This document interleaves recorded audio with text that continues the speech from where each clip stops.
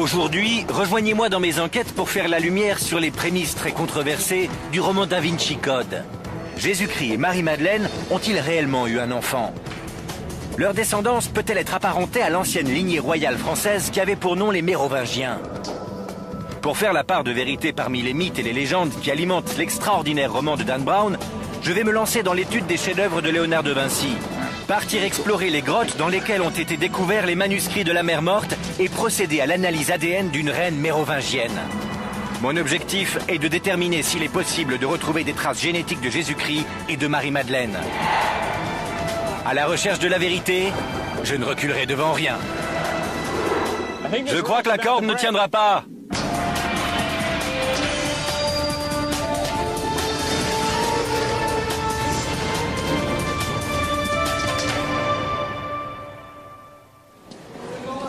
Da Vinci Code est un phénomène planétaire, un best-seller et une gigantesque production hollywoodienne. L'une des facettes de cette histoire qui a captivé l'imagination du monde entier repose sur la théorie selon laquelle le Saint Graal ne serait pas une coupe présente dans la scène, mais une personne nommée Marie-Madeleine, et que Jésus aurait eu avec elle des descendants, peut-être encore vivants aujourd'hui. Je suis Josh Bernstein. Je suis ici en Europe pour essayer de faire la distinction entre vérité et fiction dans cette histoire envoûtante. Si une lignée remontant à Jésus-Christ existe réellement, je suis déterminé à faire appel à la science de la génétique pour la retrouver. Mais tout d'abord, il me faut replacer cette histoire fascinante dans son contexte. La scène d'ouverture de Da Vinci Code se déroule à Paris. Et c'est un bon point de départ pour démarrer mes recherches. Nous sommes au Louvre. C'est ici que débute Da Vinci Code, devant l'un des plus grands chefs-d'œuvre de Léonard de Vinci. Le musée est fermé aujourd'hui, mais j'ai organisé pour nous une petite visite privée. C'est Alice Jouve, une historienne de l'art, qui va me guider en ces lieux. Suivez-moi. Fantastique, une visite privée. Dans le roman Da Vinci Code, un conservateur du Louvre est assassiné dans cette galerie où sont conservés les plus célèbres tableaux du monde. C'est la première fois que je la vois. Les œuvres de Léonard de Vinci sont réputées pour la part de mystère qu'elles renferment. Magnifique. Mona Lisa, au sourire énigmatique, est sans doute son portrait le plus célèbre. Mais je suis venu ici pour étudier deux autres œuvres de Léonard de Vinci. D'après le roman de Dan Brown, Léonard de Vinci avait connaissance d'un secret qui aurait pu ébranler les fondements du christianisme. Alors, pour ne pas exposer ce secret au grand jour, le peintre a caché des indices dans ses tableaux. C'est la Vierge au rocher. Quel est le mystère associé à cette toile? Elle relate l'histoire d'un épisode tiré des évangiles apocryphes, durant lequel la Sainte Famille vient accueillir Jean-Baptiste lors de la fuite en Égypte. Et tous trouvent refuge dans cet abri de pierre. Qui est qui? Alice Jouve m'explique que cette toile illustre une rencontre entre Jésus-Christ et Saint Jean-Baptiste, qui d'après certaines croyances aurait eu lieu lors de la fuite vers l'Égypte. Ce voyage est brièvement évoqué dans l'Évangile selon saint Matthieu, mais il est bien plus détaillé dans les évangiles apocryphes qui ne font pas partie de la Bible. Mais Alice Jouve me révèle également que Léonard de Vinci était un novateur. Il ne représentait pas les scènes bibliques selon les attentes de ses clients. Ce tableau est particulièrement ambigu. On a du mal à savoir qui des deux protagonistes bénit l'autre. J'imagine que s'il s'agissait de Jean-Baptiste avec l'archange Uriel, et que c'était Jésus avec la Vierge Marie, ce qui me paraît logique... Oui. Alors on peut affirmer que c'est Jean-Baptiste qui bénit l'enfant Jésus. C'est possible. Mais dans ce cas, pourquoi les dépeindre d'une manière qui porte à confusion? C'est à De Vinci qu'il faudrait le demander. Mais l'œuvre la plus controversée de Léonard de Vinci est bien plus ambiguë encore.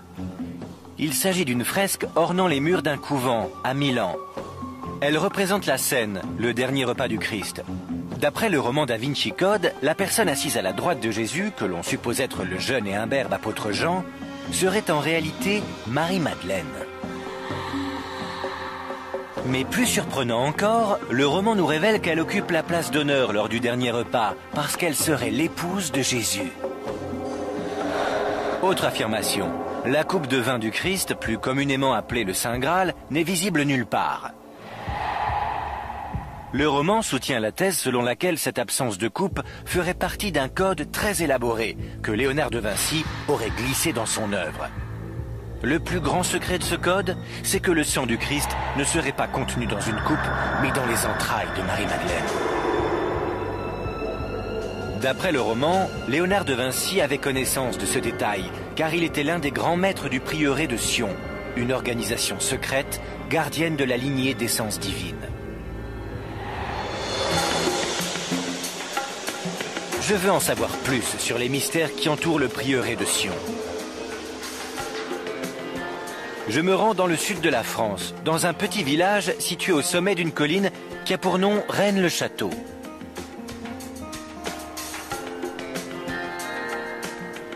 Les rumeurs prétendent que c'est ici que furent révélés pour la première fois les secrets du prieuré de Sion au XIXe siècle. L'homme qui a exposé l'affaire au grand jour, un certain Béranger Saunière. L'abbé Saunière était le curé de Rennes-le-Château. C'était un homme d'origine modeste, mais mystérieusement, du jour au lendemain, il se trouva en possession de beaucoup d'argent. Une énorme somme d'argent, dont personne ne put jamais expliquer la provenance. Nous y voilà. Touvia Fogel, qui est chercheur, me montre comment l'abbé Saunière a employé sa mystérieuse fortune. Voici la tour de Magdala, sans doute l'édifice le plus célèbre que l'abbé Saunière ait fait ériger ici à la fin du XIXe siècle. Elle ressemble à une forteresse du XVe siècle, mais c'était sa bibliothèque qui renfermait des centaines de livres et dans laquelle il passait de longues journées à étudier. Et il a fait construire cette tour de bout en bout? Oui, il n'y avait rien auparavant.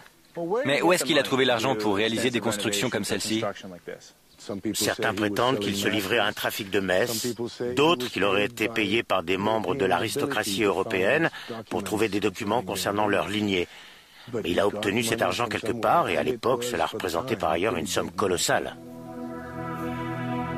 Touvia Fogel me fait part d'une autre théorie selon laquelle la fortune de l'abbé Saunière pouvait provenir de pots de vin qui auraient été versés pour garder secrète sa connaissance de la lignée divine.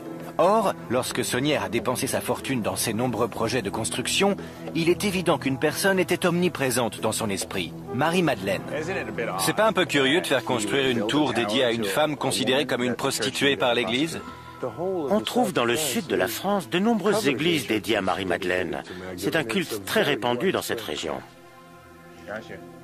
Touvia m'explique que l'abbé Saunière ne s'est pas seulement contenté de dédier la tour à Marie-Madeleine, il a également donné son nom à l'église. Béranger Saunière aurait effectué tous ses travaux après avoir soi-disant découvert des documents cachés dans l'un des piliers de l'église. Apparemment, ces documents livreraient une histoire du christianisme radicalement différente et pour le moins choquante. Il fournirait également des détails concernant une lignée qui s'étendrait de Jésus-Christ à une dynastie royale française du 6e et 7e siècle, les Mérovingiens. Mais contrairement aux assertions formulées dans le roman Da Vinci Code, les Mérovingiens ont réellement existé. Il y a autre chose qui aurait été découvert ou caché dans cette église? Justement, on a procédé il y a 4 ans à un balayage radar. Et juste en dessous de la nef, au centre de l'église, le radar a détecté la présence d'une cavité. Il semblerait qu'un périmètre de 4 ou 5 mètres en partant de l'autel jusqu'à l'endroit où vous vous trouvez marquerait l'emplacement d'une crypte souterraine. Ce qui n'est pas étonnant en soi, sachant que près de la moitié des églises médiévales européennes en possèdent. Vous me dites que le radar a confirmé la présence d'une cavité sous mes pieds? Absolument, il est tout à fait possible qu'il s'agisse du lieu de sépulture d'un membre de la noblesse mérovingienne ou, qui sait, peut-être même d'un roi mérovingien. Mais comment Marie-Madeleine aurait-elle pu être apparentée à une famille royale française du 6e siècle? Et ce lien pourrait-il être génétique? Dans quelques instants, je me rends sur la côte méditerranéenne pour découvrir la légende d'un étonnant voyage au 1er siècle, avant de pénétrer dans la crypte des reines et des rois mérovingiens.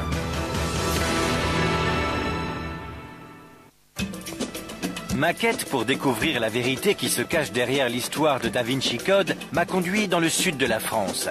Le roman de Dan Brown nous fait part d'une révélation explosive. Jésus-Christ aurait épousé Marie-Madeleine et leur descendance serait apparentée à une famille royale française. Une histoire aussi extraordinaire peut-elle être vraie?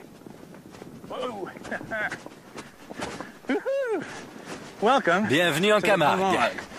Une région mondialement réputée pour ses chevaux sauvages. Cet endroit est également connu pour être le point d'arrivée de voyageurs peu ordinaires. D'après une légende locale, ce serait ici que Marie-Madeleine et ses compagnons auraient accosté, au terme d'un long voyage depuis la Terre Sainte. La légende raconte qu'ils fuyaient les Romains, et ils avaient de bonnes raisons de vouloir leur échapper. Marie-Madeleine avait avec elle un enfant qui n'était autre que la fille de Jésus-Christ.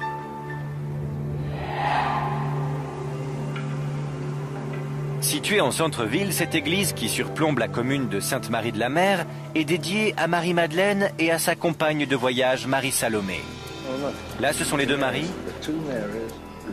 L'écrivain Tim Wallace Murphy est ici pour me raconter les légendes qui entourent toujours cette église. Aujourd'hui, cette église est dédiée aux deux Maries? C'est ce que la plaque située à l'extérieur, ainsi que l'Église catholique, veulent bien nous laisser croire. Mais dans l'imagination populaire, et plus particulièrement au sein des communautés gitanes du monde entier, elle est dédiée à l'enfant Sarah, qui fait l'objet d'une fervente vénération dans la chapelle.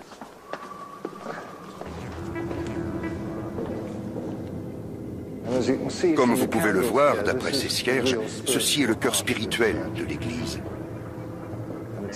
Cette dame est hautement vénérée. C'est donc Sarah? D'après la tradition de l'Église, elle était la servante de Marie-Madeleine et de Marie-Salomé. Selon une autre tradition, elle serait la fille de Jésus et de Marie-Madeleine. Quelle est la probabilité que Jésus ait eu un enfant? C'est incontestable, cela ne fait aucun doute. Il y a 3 traditions juives qui se rejoignent pour renforcer cette thèse. Premièrement, tous les hommes juifs ont pour devoir de se marier et d'engendrer une descendance. Dieu a dit « Allez et multipliez-vous » et le peuple juif était très respectueux de la loi. D'autre part, en tant que rabbin, Jésus aurait dû être marié et avoir des enfants, car il est dit dans le Nouveau Testament que Jésus était rabbin. Qu'en est-il d'une éventuelle lignée dont on pourrait retrouver la trace? Il est presque certain qu'il y en a une. Et on pourrait l'établir s'il n'y avait pas un vide administratif et documentaire entre la chute de l'Empire romain et, disons, le Xe siècle. Mais il y a une théorie selon laquelle on retrouverait une trace de cette lignée chez les Mérovingiens, et Dan Brown a repris cette thèse dans son roman. La plupart des spécialistes en études bibliques ne partagent pas la conviction de Tim Wallace Murphy quant à la situation de famille de Jésus. En revanche, l'existence d'une famille royale mérovingienne est quant à elle indéniable. Voilà qui est intéressant. Réfléchissez à cette série d'hypothèses. Si Jésus avait été marié, aussi insensé que cela paraisse, si Marie-Madeleine et lui avaient eu un enfant, si cet enfant était arrivé dans le sud de la France, et s'il était à l'origine de la dynastie mérovingienne, serait-il possible de trouver encore aujourd'hui des traces de cette lignée royale? Il n'y a qu'un seul moyen de le savoir. Je pars retrouver l'un des plus grands experts européens habilités à effectuer des analyses sur des ADN anciens. Je veux procéder à une recherche couvrant une période de 2000 ans sur une lignée dont les origines remonteraient de la Terre Sainte pour s'étendre jusqu'en Europe. À l'université de Louvain en Belgique, le professeur Jean-Jacques Cassiman a déjà étudié l'ADN de la famille royale française. Il a récemment mis un terme à une ancienne polémique en prouvant, ADN à l'appui, que le fils supposé de Marie-Antoinette et de Louis XVI était bel et bien l'enfant dont le corps avait été retrouvé au temple. C'est le scientifique idéal pour m'aider dans mes recherches. J'étudie le roman Da Vinci Code et la théorie de la descendance de Jésus, des Mérovingiens à aujourd'hui. Oui. J'aimerais savoir comment la science de la génétique peut m'aider dans ma quête.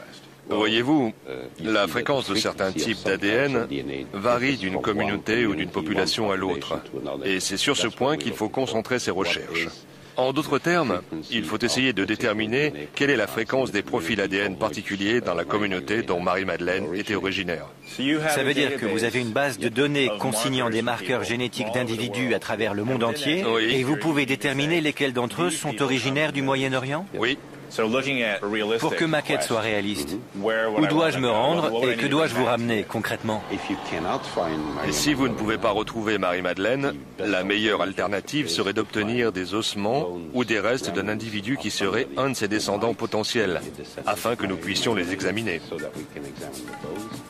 Le professeur Cassiman me confie que si je parviens à me procurer un fragment d'os appartenant à une personne issue de la lignée de Marie-Madeleine, son laboratoire sera en mesure de rechercher toute trace d'ADN intacte. Ce qui implique une opération consistant à réduire en poudre les ossements, puis en extraire et agrandir toute trace d'ADN encore présente dans les fragments. Il m'explique que seul l'ADN mitochondrial peut être identifié dans des restes aussi anciens. Il s'agit d'une molécule d'ADN qui demeure intacte durant des milliers d'années. Admettons que je sois capable de me procurer un échantillon d'ADN mitochondrial. Oui. Comment cela peut-il m'aider à prouver ou non que cette personne est apparentée à Jésus? L'ADN seul ne pourra rien vous révéler. Il faut le comparer à un autre élément. Il faut prélever des échantillons parmi la communauté à laquelle il appartient et vérifier si l'origine supposée des ossements et celle des personnes prélevées est la même. Si les théories avancées dans Da Vinci Code sont avérées, alors je dois m'attendre à trouver des marqueurs génétiques de type moyen-oriental dans l'ADN mérovingien. Oui, et nous pourrons ainsi comparer les deux populations, dont celle du Moyen-Orient en l'occurrence, et définir s'il y a oui ou non compatibilité. Alors la meilleure chose à faire à présent, et j'ignore si j'en ai la possibilité, c'est de trouver un monarque mérovingien qui pourrait nous fournir son ADN. Oui, tout à fait. Bonne chance. Merci. Je n'ai plus qu'à retourner à Paris. D'accord. Et je vous tiens informé. Très bien. Bonne chance. Merci. Un souverain mort depuis des siècles pourrait détenir la clé du grand mystère de Da Vinci Code. Mais quelle chance a-t-on de pouvoir trouver un squelette royal près de 1500 ans après les faits?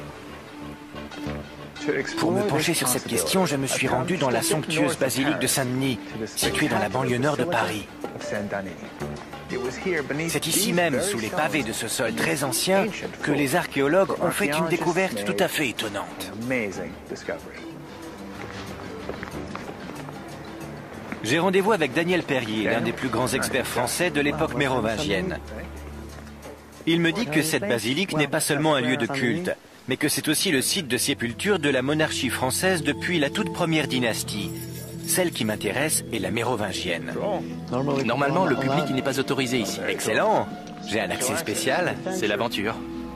Ça alors. Voici les sarcophages. On compte une soixantaine de tombeaux mérovingiens. Une soixantaine? Oui, une soixantaine. Tous des nobles. Tous ces sarcophages, ça donne la chair de poule. Oui. Cet endroit est immense. Oui, et une partie reste encore à dégager. Vous voyez, au-delà de ce mur, au fond, il reste des sarcophages qui attendent d'être exhumés. Et on sait qui se trouve à l'intérieur? Non, on n'en sait rien. Vraiment? Oui, on l'ignore. Tous des mérovingiens dont on ignore le nom. Oui, car il n'y a aucune inscription sur les couvercles. À l'exception toutefois d'une reine prénommée Arégonde, que l'on a pu identifier grâce à ses bijoux. Ah oui, vous savez qui elle est grâce à ses bijoux? Oui. Excellent. Où sont ces restes? Ils se trouvent au musée d'archéologie nationale. Ai-je la possibilité de les voir? Oui, bien sûr. Vraiment? Oui. Parfait. Le sarcophage de la reine Arégonde se trouve désormais à l'étage avec le reste de la monarchie française. Mais sa dépouille est conservée de l'autre côté de Paris, au musée des Antiquités nationales de Saint-Germain-en-Laye. Les restes de la reine Arégonde pourraient constituer un indice d'une importance capitale. Quelles réponses génétiques peuvent nous offrir les ossements de cette reine mérovingienne?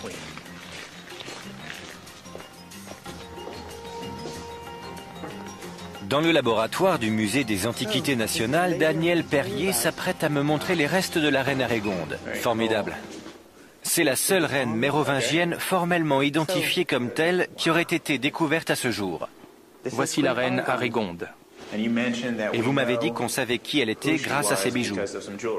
Oui, nous savons que c'était la reine Arégonde grâce à cette bague. On peut encore y lire Aregondis Reginae, ce qui en latin signifie la reine Arégonde. Daniel Perrier me précise que nous avons une certaine connaissance de la reine Arégonde d'après des textes anciens. Elle était l'épouse du roi Clotaire Ier, et ils auraient vécu et régné au milieu du VIe siècle.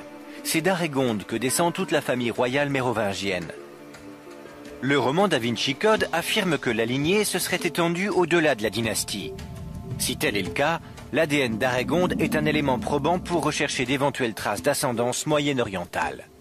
Est-ce qu'il y a déjà eu des tests ADN effectués sur cette dépouille? Non, hélas. Jusque-là, cela n'a pas été possible. Et si je vous en donnais la possibilité? Ce serait formidable. Alors, si je trouve un moyen d'effectuer une analyse ADN complète de cette personne, comment procéder? Qu'est-ce que je peux utiliser? Les analyses ADN impliquent la destruction de l'objet étudié. Alors, une dent... Je peux prendre une dent? Oui, merci. Une dent. Aucune analyse ADN n'a jamais été effectuée sur un monarque français d'une époque aussi ancienne. Nous sommes les premiers à avoir l'autorisation de le faire. C'est bien plus que de la science approfondie. C'est également un véritable privilège. D'après le généticien Jean-Jacques Cassiman, si la lignée de Jésus s'était mêlée à celle des Mérovingiens, alors les marqueurs génétiques de la reine Arégonde devraient indiquer une origine moyenne-orientale. Ce qu'il me reste à découvrir maintenant, c'est quelle communauté vivant encore aujourd'hui possède le profil ADN le plus proche de Jésus et Marie-Madeleine. L'esprit de Jésus-Christ était peut-être divin, mais son corps, lui, était humain. Alors je peux sans doute réussir à en savoir plus sur sa lignée en étudiant la communauté dont il était originaire. Il est temps de visiter son ancienne patrie, l'État d'Israël. Dans quelques instants, je retrouve la piste de la mystérieuse Marie-Madeleine et je descends un rappel dans des grottes très anciennes, à la recherche d'indices qui pourraient me livrer des informations sur ce que fut sa vie après la crucifixion.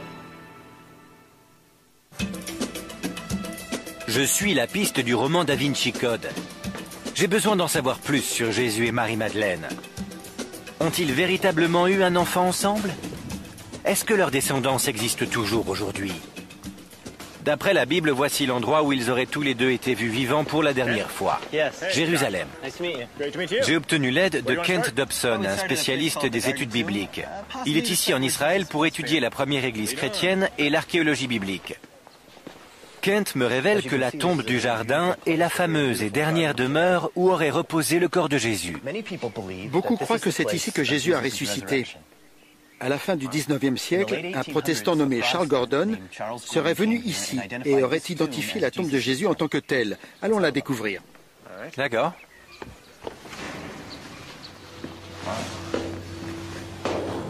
Est-ce ou non la véritable tombe? C'est encore aujourd'hui matière à controverse. De même, le lieu de l'apparition de Jésus après son inhumation est un sujet qui continue d'alimenter de nombreux débats.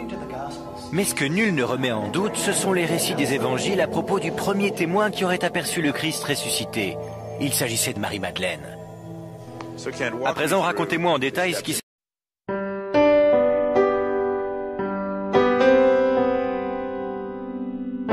passé après la résurrection. D'après les évangiles, un groupe de femmes serait venu se recueillir sur la tombe de Jésus. Et d'après l'évangile selon Saint Jean en particulier, c'est Marie-Madeleine qui aurait eu en premier une conversation avec Jésus, ici, dans ce jardin. Tout d'abord, elle ne l'a pas reconnu. Elle a cru qu'il s'agissait du jardinier. Puis, au fil de la discussion, elle a fini par reconnaître son interlocuteur et elle prononce le terme « rabboni », probablement en araméen, ce qui signifie « mon rabbin ». Quelle portée cela peut-il avoir si le fait que la première à voir le Christ ressuscité était une femme, et surtout que cette femme en question était Marie-Madeleine? C'est tout à fait singulier, car nous avons affaire à une société très patriarcale, et on peut légitimement s'attendre à ce que les témoins soient des hommes, surtout si cet événement spectaculaire est destiné à être consigné. Or, dans ce cas présent, ce sont des femmes. Elles sont ensuite allées trouver les disciples pour leur raconter ce qu'elles ont vu, mais ils ont refusé de les croire. Pourrait-il s'agir de ce que Dan Brown appelle le féminin sacré, à savoir l'importance des femmes dans cette culture? Il apparaît que les évangiles élèvent la position des femmes au rang de disciples de Jésus, leur donnant ainsi une voix et une place importante. Et si Jésus avait eu effectivement des femmes disciples, cela aurait fait de lui un personnage d'autant plus révolutionnaire que les rabbins n'ont pas pour coutume d'avoir des femmes disciples. Il est surprenant qu'à une époque où la société était totalement dominée par les hommes, cet épisode crucial de l'histoire chrétienne ait été le fait d'un témoin féminin. Mais plus étonnant encore, ce fut la dernière fois qu'on entendit parler de Marie-Madeleine dans la Bible autorisée. Au fil des âges, de nombreuses légendes livrent des versions différentes de ce qu'il advint de Marie-Madeleine après la crucifixion. Selon l'une d'entre elles, Joseph d'Arimathie, le gardien de la tombe du jardin, conduisit discrètement Marie-Madeleine hors d'Israël après la mort de Jésus. Il craignait que les autorités qui avaient condamné Jésus à mort ne s'en prennent à toute personne proche de son entourage, et plus particulièrement à celle dont on disait qu'elle était son épouse, Marie-Madeleine. C'est cette version des événements qui est décrite dans le roman Da Vinci Code. Mais existe-t-il la moindre preuve qui pourrait soutenir cette thèse? D'après le roman Da Vinci Code, les indices permettant de faire la lumière sur la véritable histoire de Jésus, de Marie-Madeleine et du Saint Graal ont été retrouvés ici, dans les grottes de Qumran, en plein cœur du désert de Judée. Une communauté juive religieuse, les Esséniens, vivait sur les hauteurs surplombant la mer Morte à l'époque de Jésus. Ils seraient les auteurs présumés d'une collection de parchemins appelée les manuscrits de la mer Morte. Le roman Da Vinci Code affirme que ces textes, ainsi que d'autres documents retrouvés en Égypte, livreraient une version alternative des événements qui auraient suivi la mort de Jésus. Maintenant, la descente en rappel. Sur quelle distance on descend? 53 mètres environ. Parfait, d'accord. Ça va être amusant. Ouais, très bien. On se retrouve en bas.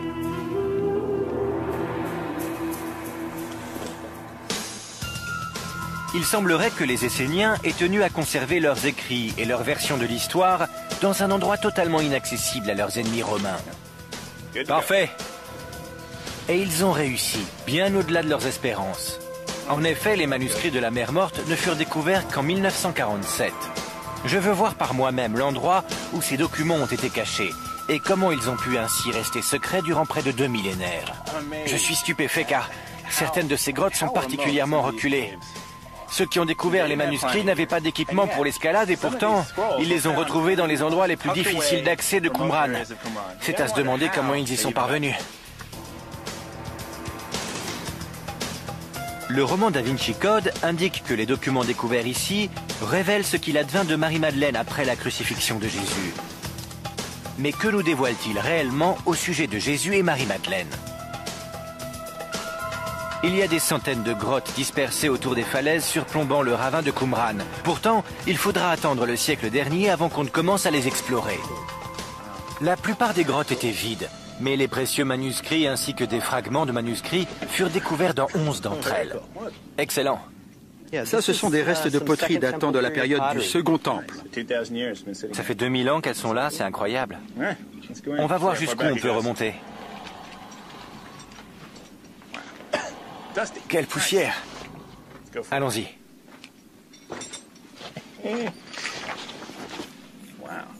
Ces grottes ont l'air profondes. Ce sont des chauves-souris? Oui, vous les voyez? Elles se reposent tranquillement. Ouais. Pourquoi le plafond est noir? C'est probablement à cause des bergers bédouins. Parfois, ils viennent passer la nuit ici et ils allument un feu. À vrai dire, c'est comme cela qu'ont été découverts les manuscrits de la mer Morte. Un berger bédouin a lancé une pierre dans une grotte et il a entendu un bruit de poterie brisée. Alors, il est revenu le lendemain et il a trouvé tout un ensemble de pots cassés ainsi que des manuscrits et des fragments de manuscrits qu'il a ensuite vendus sur un marché d'objets anciens contre quelques pièces. Qu'est-ce que les manuscrits nous apprennent au sujet de Jésus et de Marie-Madeleine? En ce qui concerne Jésus, aucune mention n'est faite de lui. Il en va de même pour Marie-Madeleine, Jean-Baptiste, le christianisme ou les disciples de Jésus. Les manuscrits de la mer Morte ne disent rien sur ce point. Vraiment? Aucune mention n'est faite de Jésus ou de Marie-Madeleine dans ces textes? Aucune. Aucun élément de théorie alternative ou concernant sa lignée ou une éventuelle relation entre Jésus et Marie-Madeleine? Rien. C'est le vide absolu. C'est formidable de visiter l'endroit où ont été découverts les célèbres manuscrits de la mer Morte, mais pour moi c'est l'impasse.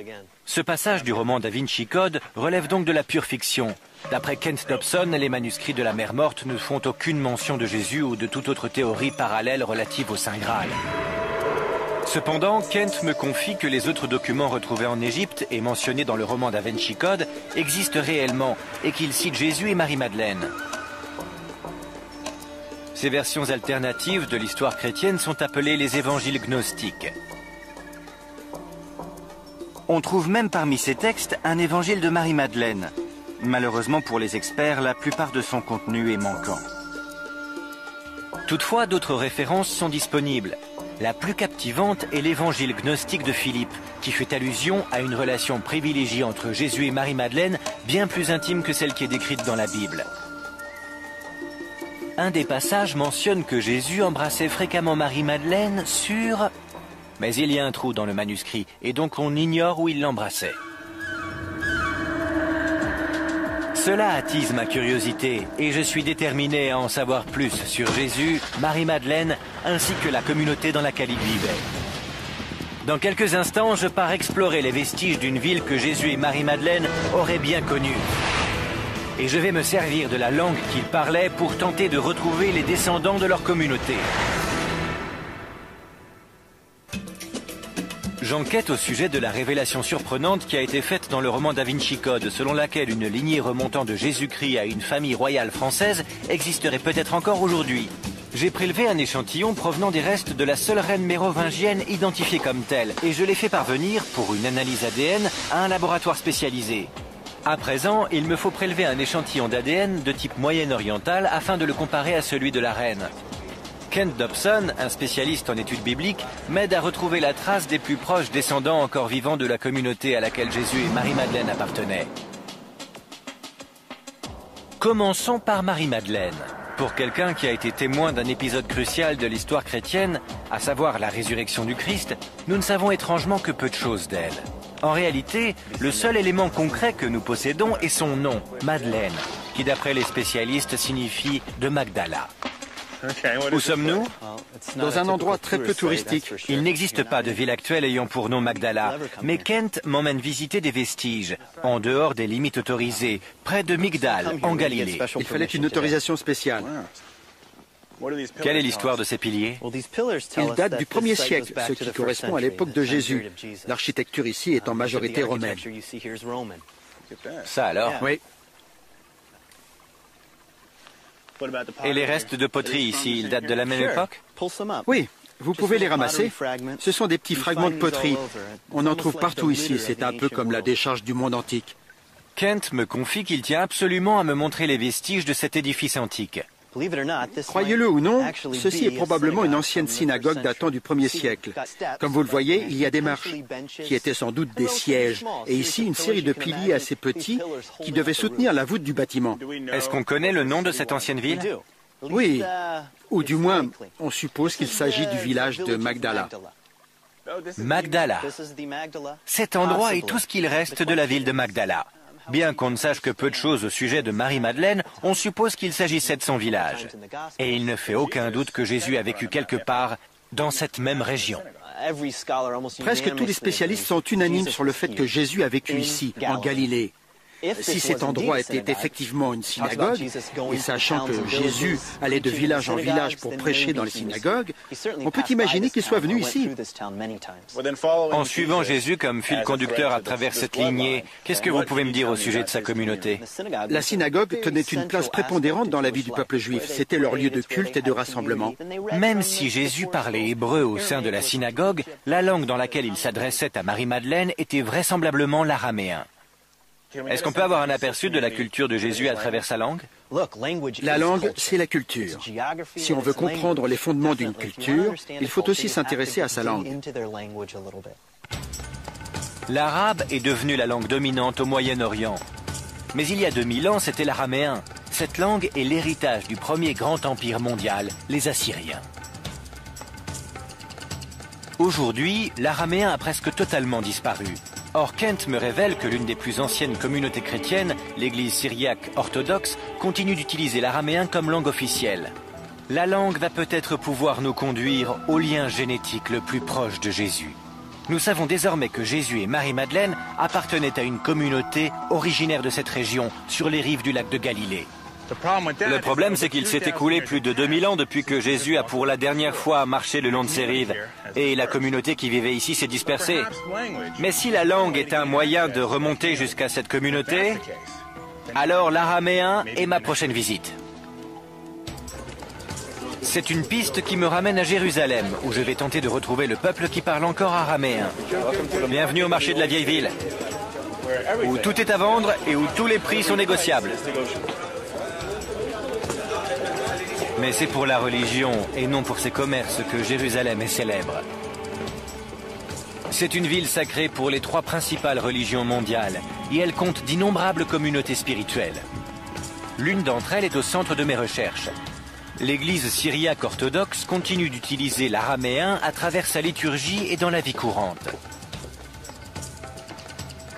Le monastère syriaque de Saint-Marc est caché dans les petites ruelles étroites de la vieille ville.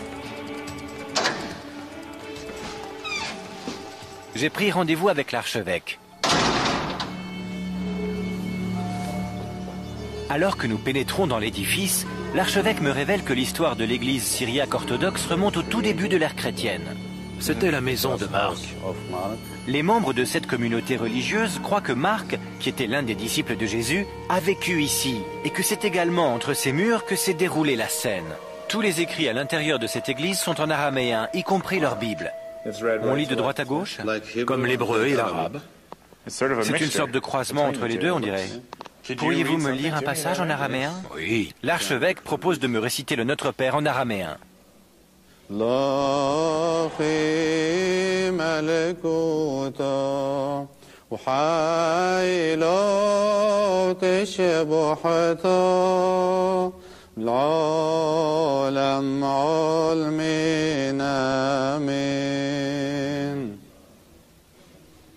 C'est étonnant parce que quand je regarde ces écrits, j'ai du mal à les lire. Oui, par contre, quand je vous entends, je comprends. Je parle hébreu et j'ai compris environ 15% de ce que vous avez dit. Il y a des similitudes entre les deux langues. C'est très proche. À vous entendre, oui, mais quand je regarde ces écrits, Ce n'est pas facile à lire. c'est incroyable, car pour moi, c'est quelque chose qui a un sens particulier. En hébreu, on dit Todaraba. Ce qui veut dire merci beaucoup. Et en araméen, Taodirabo. C'est très proche. Et comment dites-vous shalom? Shlomo. Shlomo pour Shalom. D'accord. C'est très proche. On est frères alors? Oui, on est frères. Cette église est manifestement très ancienne, mais ce qui m'intéresse, c'est le lien direct que ce peuple prétend avoir avec Jésus-Christ. Cette communauté qui continue de parler et de prier en araméen est convaincue que les liens qui unissent leurs familles remontent jusqu'à Jésus-Christ? Oui, c'est ce que nous croyons. C'est votre croyance. Parce que nombreux sont ceux qui prétendent avoir une relation particulière avec Jésus à travers la foi, mais ils ne revendiquent pas pour autant un lien génétique. Naturellement. Pour vous, ça paraît évident, mais pour moi, c'est tout à fait extraordinaire. On en est fiers. L'archevêque considère que les membres de l'église syriaque ne sont pas seulement des disciples de Jésus, ce sont aussi ses descendants. Si tel est le cas, ce sont sans doute les êtres les plus proches de la lignée de Jésus que je serai amené à rencontrer. Nous sommes issus de la même famille, du même groupe génétique et spirituel que notre Seigneur. Je voudrais vous poser une question qui risque de vous paraître étrange. Allez-y. Vous seriez d'accord pour que je fasse procéder à des analyses ADN sur des membres de votre communauté? Bien sûr. Je vais seulement prélever un peu de salive sur un bâtonnet. Vous avez mon accord. C'est totalement indolore. Ces échantillons d'ADN seront ajoutés à la base de données des groupes génétiques du Moyen-Orient dont le professeur Cassiman m'a parlé. Mais pour corroborer la thèse d'une lignée d'essence divine soutenue dans le roman Da Vinci Code, encore faut-il que la reine Arégonde possède un marqueur génétique du groupe moyen-oriental. La grande question est quel verdict va-t-elle livrer? C'est fait. Merci. J'ai vu des chefs-d'œuvre artistiques majeurs, enquêter sur des sociétés secrètes et prélever des échantillons d'ADN royal. Il ne me reste plus désormais qu'à ramener ces prélèvements en Europe afin de rassembler toutes les pièces du puzzle. Dans quelques instants, j'apprends la vérité à propos de certains documents ayant servi de base au Da Vinci Code. Et je fais appel à la science de la génétique pour découvrir s'il existe éventuellement une lignée remontant à Jésus et Marie-Madeleine qui existerait encore aujourd'hui. J'ai suivi la piste des énigmes de Da Vinci Code, essayant de faire la part entre réalité et fiction. J'ai voyagé à travers l'Europe et le Moyen-Orient à la recherche de preuves sur l'existence d'une lignée apparentant Jésus-Christ à une dynastie royale française. J'ai réussi à mettre la main sur les ossements d'une reine vieux de 1400 ans. Et je suis parti en quête d'un éventuel ADN identique parmi l'une des plus anciennes communautés chrétiennes au monde. L'analyse des échantillons d'ADN prend un certain temps. Aussi, je vais en profiter pour enquêter sur un dernier mystère en attendant les résultats. D'après le roman Da Vinci Code, une société secrète ayant pour nom le prieuré de Sion serait la gardienne du secret de la lignée divine. La seule preuve de l'existence de cette organisation secrète est une liste de ses membres. Elle fait partie d'une collection de documents appelés les dossiers secrets. Que signifient exactement ces documents ? Je me trouve actuellement à la Bibliothèque nationale de France où je viens d'obtenir l'autorisation spéciale de les consulter. Allons les découvrir ensemble. Les dossiers secrets ont soulevé un vif émoi lorsqu'ils ont pour la première fois été rendus publics, en 1975. Ils ont servi d'inspiration à plusieurs romans, dont Da Vinci Code. Ils sont désormais conservés dans les coffres de la bibliothèque. Mais Alice Jouve a organisé pour moi une consultation spéciale sur support microfiche. Ce sont les fameux dossiers secrets. Tout à fait. D'où proviennent-ils? Ils ont été déposés à la Bibliothèque nationale en 1967. C'est très intéressant. Puis-je voir de quoi il parle? Bien sûr. Il s'agit d'un ensemble de coupures de presse, de documents, de lettres et de cartes. Il y a également un arbre généalogique de la dynastie mérovingienne qui montre notamment le roi Dagobert II. Oui, ce nom m'est familier. C'était un roi mérovingien qui a été assassiné en 679. Je vois. Alice Jouve m'indique que l'une des ramifications de l'arbre généalogique mérovingien s'étend jusqu'au XXe siècle. C'est donc la base du Da Vinci Code. Oui, mais c'est une mystification. Qu'est-ce que vous dites? Cet arbre généalogique a été fabriqué de toutes pièces par Pierre Plantard. Il n'y a aucune preuve historique permettant d'avancer que Dagobert II aurait eu une descendance. Mais tout ceci, Oui, toutes ces personnes, une pure invention. qu'y a-t-il d'autre? On y trouve également un autre document très intéressant, une liste des grands maîtres du prieuré de Sion. Et là, vous remarquerez le nom de Léonard de Vinci. Ah oui, Léonard de Vinci, 1510-1519. Alors une partie de l'histoire au moins serait vraie. Non, rien n'est vrai, car la création du prieuré de Sion date de 1956. Quoi? 1956? 1956. Et cette liste est l'œuvre du même auteur que l'arbre généalogique? Absolument. Si j'ai bien compris, ces deux éléments ne sont que des mensonges. Oui. Pierre Plantard, l'homme qui est à l'origine des dossiers secrets, a finalement avoué sous serment en 1993 qu'il avait inventé de toutes pièces ces documents. Les preuves écrites de la supposée lignée divine mise en évidence dans le roman Da Vinci Code seraient apparemment une invention datant du XXe siècle. Or, comme nous l'avons vu, la croyance selon laquelle Marie-Madeleine serait arrivée ici en Europe perdure depuis des siècles. Je retourne en Belgique, à l'université de Louvain, où le professeur Jean-Jacques Cassimon et son équipe ont analysé les échantillons d'ADN que je leur ai rapportés. Il reste une dernière question encore sans réponse.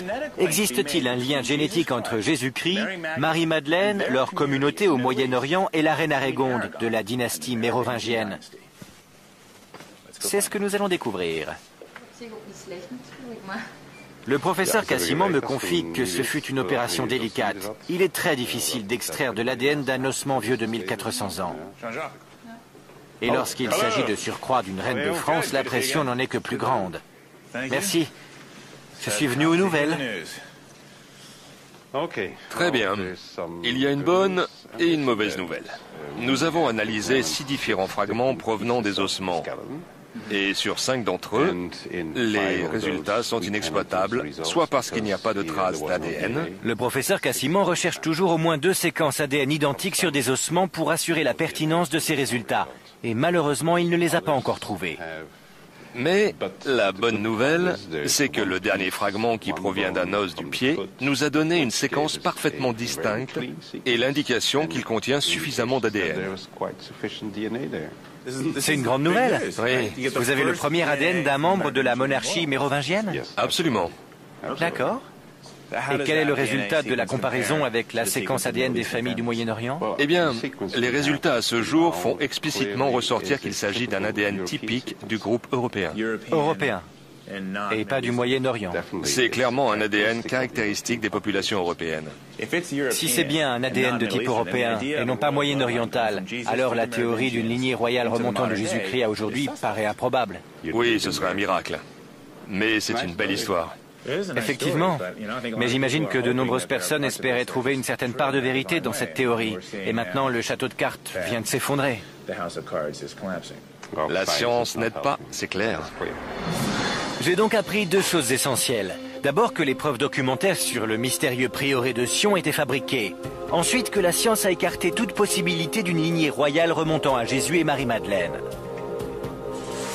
Le roman Da Vinci Code est un savant mélange de fantaisie et de légendes qui ont évolué au cours de ces 2 derniers millénaires et qui continueront sans doute à captiver l'imagination du public pendant de longues années. En tout cas, une chose est certaine. D'un point de vue historique, Da Vinci Code relève plus de la fiction que de la réalité.